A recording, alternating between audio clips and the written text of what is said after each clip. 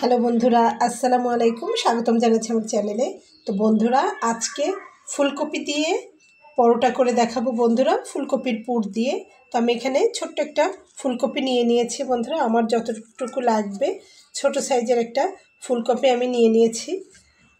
তো ফুলকপিটাকে আমি প্রথমে কাটবো না, একটু সাইডে সরিয়ে রেখে প্রথমেই পরোটার ডোটা তৈরি করে নেব বন্ধুরা।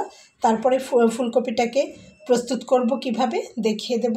সঙ্গে থাকো, আশা করছি ভালো লাগবে বন্ধুরা। এখানে আমি একটা পাত্র নিয়ে নিয়েছি, সেটার ভেতরে এখন আমি এখানে 1 কাপ পরিমাণ ময়দা দিয়ে নেব। তো এইটুকু দিয়ে আমি 2-3টা পরোটা তৈরি করব, যে কয়টা হয় আর কি।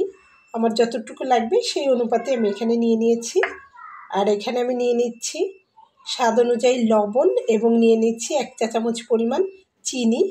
এটা আমি দিয়ে দেবো এর ভেতরে। আর আজকে আমি মাটির পাত্রে তৈরি করছি বন্ধুরা। তো প্রথমে এটাকে হালকা একটু মিলিয়ে নেব। তো বন্ধুরা, একটা চামচ দিয়ে চিনি এবং লবণটা খুব ভালোভাবে একটু মিলিয়ে নেব। চাইলে হাত দিয়েও করা যাবে। হাতের যা অবস্থা হয়েছে তরকারি কেটে কেটে শীতের সময়, হাত দেখানোর মতো অবস্থায় নেই। এই যে সব তরকারির কষ লেগে লেগে একদম হাত শেষ হয়ে গেছে বন্ধুরা। খুব ভালোভাবে মিলিয়ে নিয়েছি। এখন আমি এখানে নর্মাল পানি দিয়ে একটা ডো তৈরি করে নেব।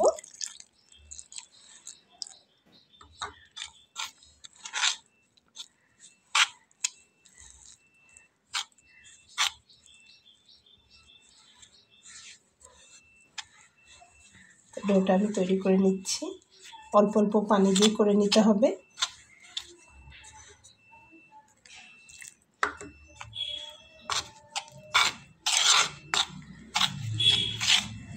আটাটাকে খুব ভালো করে আমি মাখিয়ে নিয়ে নিয়েছি।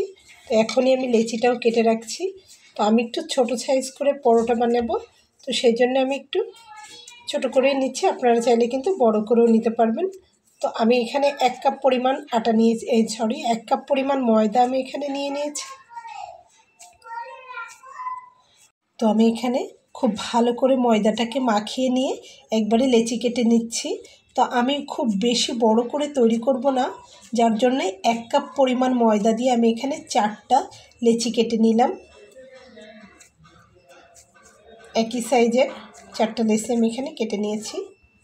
তো এই যে এখানে 4টা লেচি আমি কেটে নিয়েছি। এটাকে রেস্টে রাখবো না, শুধুমাত্র ফুলকপিটা কেটে ধুয়ে নিতে যতটা সময় লাগবে ততটা সময় এটাকে এভাবে রেখে দেব, তাতেই হয়ে যাবে। তো আমি এখানে ফুলকপিটাকে কেটে নিয়েছি বড় বড় টুকরো করে এবং নর্মাল পানি দিয়ে একবার ধুয়ে নিয়েছি। এছাড়াও এখানে আমি একটা স্টিলের গামলা নিয়ে নিয়েছি, আর তাতে নিয়ে নিয়েছি কিছুটা কুসুম গরম করে নেওয়া পানি, এবং তার ভেতরে আমি এখানে দিয়ে নিচ্ছি কিছুটা লবণ। তো এই কুসুম গরম করা পানি এবং লবণের ভেতরে আমি ফুলকপিটাকে 5 মিনিটের জন্য ভিজিয়ে রাখবো। তাতে করে ফুলকপির ভেতরে যদি কোনো পোকা থেকে যায়, লবণ পানিতে ভিজিয়ে রাখার কারণে পোকাটা কিন্তু বেরিয়ে আসবে অথবা মারা যাবে। তো যদিও সিজনাল কপিতে পোকা থাকে না, তবুও করে নিলাম যদি থেকে যায়। তো বন্ধুরা, এই যে এইভাবে 5 মিনিটের জন্য রেখে দিলে পোকাটা একদম হেঁটে বেরিয়ে আসবে। তো আমি 5 মিনিট পরে দেখাবো। তো বন্ধুরা, 5 মিনিট পরে ফুলকপিগুলোকে আমি গ্রেটার দিয়ে গ্রেট করে নিয়েছি। দেখুন, একদম জিরি জিরি করে গ্রেট করে নিয়েছি। তো এখন আমি এগুলোকে একটু হালকা ভেজে নেব। বন্ধুরা, চুলাতে চলে আসলাম। এখানে একটা কড়াই দিয়ে নিয়েছি। তো তাতে এখানে আমি দিয়ে নিচ্ছি সামান্য একটু জিরা ফোড়ন।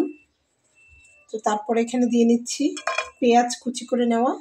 আমি কিন্তু চুলাটা এখনও ধরাইনি, কড়াইয়ে দিয়ে নিচ্ছি এগুলো। তো তারপরে এক সাইডে দিয়ে নিচ্ছি কুচি নেওয়া ফুলকপিটা। তো এই যে দিয়ে নিলাম, দিয়ে নিয়েছি। তো এবার দিয়ে নেব সামান্য একটু তেল, অল্প পরিমাণের। তারপরে দিয়ে নেব কিছু মশলা। তো দেখুন, এখানে নিয়ে নিয়েছি লবণ, হলুদ, লাল মরিচের গুঁড়া, জিরার গুঁড়া, চাট মশলা, তারপরে হচ্ছে চিকেন পাউডার। সবগুলো আমি এখানে দিয়ে নিচ্ছি একবারে।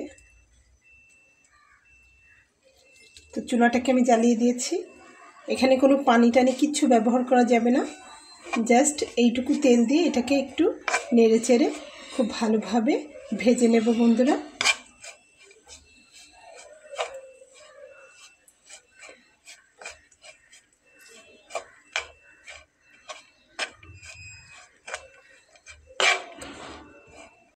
তো দেখুন কোনো রকম পানি ছাড়া এটাকে ঠিক এভাবে একটু ভেজে নিলেই কিন্তু তৈরি হয়ে যাবে।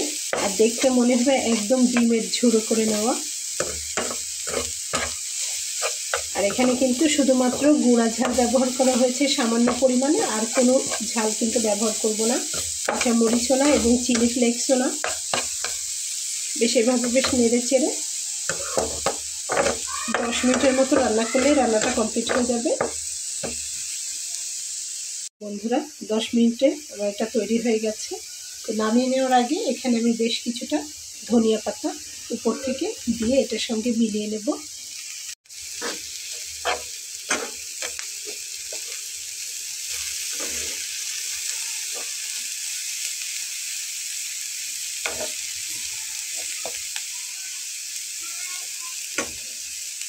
তো এখানে কিন্তু আমার ফুলকপির স্টাফিং তৈরি হয়ে গেল সম্পূর্ণ। দেখে কিন্তু খুব চমৎকার লাগছে, ভীষণ টেস্টি এবং দারুণ খেতে লাগবে বন্ধুরা। তো এখন আমি এটাকে নামিয়ে নিচ্ছি বন্ধুরা। এখানে যে আমি 4টা ডো করে রেখেছিলাম, আমি এখান থেকে 4টা রুটি তৈরি করে নেব গোল গোল করে মিডিয়াম সাইজের। তার জন্য আমি এখানে বোর্ড নিয়ে নিয়েছি এবং বেলুন নিয়ে নিয়েছি। ঠিক এরকম গোল রুটি আমি তৈরি করে নেব। আর এখানে আমি স্টাফিংটা নামিয়ে নিয়েছি, সেটা আমি একটা চামচে করে মাঝখানে দিয়ে নেব। একদম গরম রয়েছে, ভাপ উঠছে, দেখেই কিন্তু বোঝা যাচ্ছে যে আপনারা যতটা পছন্দ করবেন ততটা স্টাফিং এখানে দিয়ে নেবেন।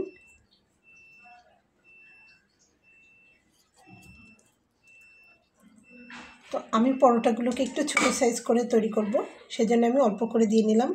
তারপরে এখান থেকে আমি কাট লাগিয়ে দেব একটা ছুরির সাহায্যে। এপাশ থেকেও কাট লাগিয়ে দিচ্ছি এবং এখান থেকেও আমাকে কাট লাগিয়ে দিতে হবে। দেখুন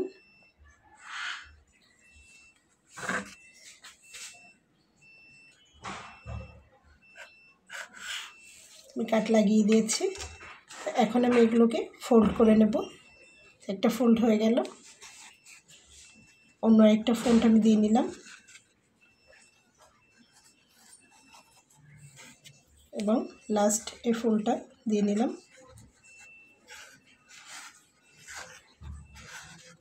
এতগুলো ফোল্ড দিয়ে রুটিটা তৈরি করব। সবগুলো ফোল্ড আমি দিয়ে নিয়েছি। তো এতে করে লেয়ারটা খুব ভালো আসবে। এখন আমি হালকা হাতে একটু বেলে নেব, খুব বেশি বড় করব না, হালকা হাতে একটু বেলে নিয়ে দেখাচ্ছি বন্ধুরা। এখানে আমি 4টা তৈরি করে নিয়েছি। চুলাতে আমি একটা ছোট্ট কড়াই দিয়েছি গরম হতে, তাতে আমি এখন একটু তেল ব্রাশ করে এগুলোকে ভেজে নেব। একদম ডুবো তেলেও ভাজবো না, আর খুব বেশি চপচপে তেলও আমি ভেজে নেব না। তো চলুন দেখে নেওয়া যাক। একটা কড়াই নিয়েছি, কড়াইটা গরম হয়ে গেছে, তাতে আমি একটু তেল দিয়ে নিলাম। আর তেলটাকে একটা ব্রাশের সাহায্যে চারপাশে আমি লাগিয়ে নেব।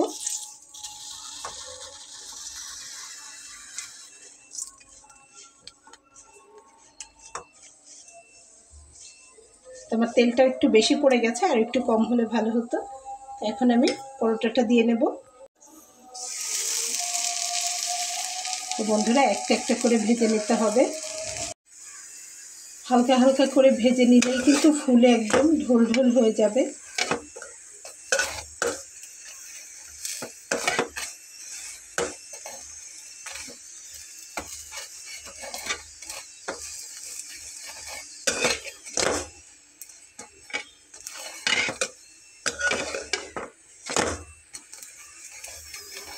বন্ধুরা আরও একটু দিয়ে নিচ্ছি এবং উপর থেকে একটু তেল ব্রাশ করে দিচ্ছি।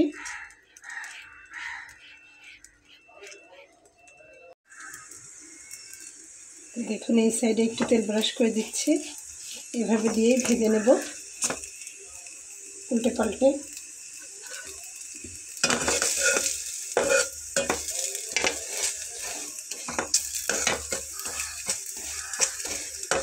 বন্ধুরা দেখুন একদম ফুলে গেছে টইটুম্বুর হয়ে।